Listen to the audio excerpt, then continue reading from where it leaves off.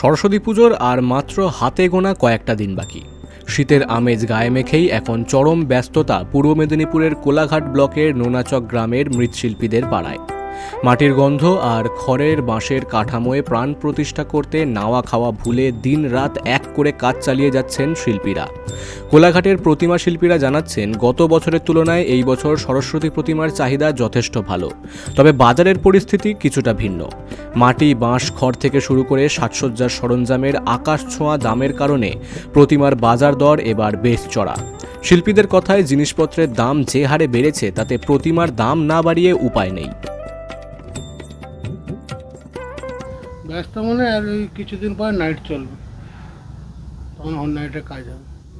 কত ঠাকুর তৈরি হয়েছে? হ্যাঁ, ওই 80-90 পিস আছে। এই ঠান্ডার জন্য কি কাজ করতে কোনো সমস্যা ছিল? হ্যাঁ, ঠান্ডা তখন তো বিশাল ঠান্ডা ছিল, ওই কোনো রকম 8টা অবধি কাজ হতো, ব্যাস যা গুছিয়ে দিয়ে বাড়ি চলে যেত।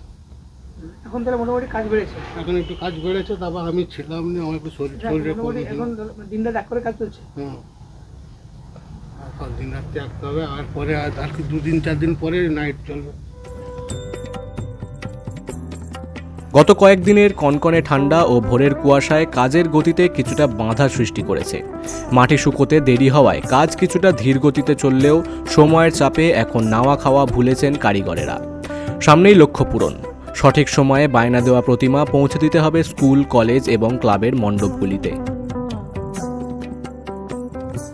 ব্যস্ততার মধ্যে প্রচুরটাই ভালোই আছে। অন্যান্য বছরের তুলনায় কি অনেকটাই বাজার ফিরেছে মনে করছে?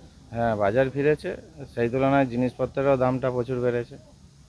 দাম কি এবারে ঠিক কেমন আসছে? মানে গতবারের তুলনায় কি বাড়া? হ্যাঁ, গতবারের তুলনায় বাড়া।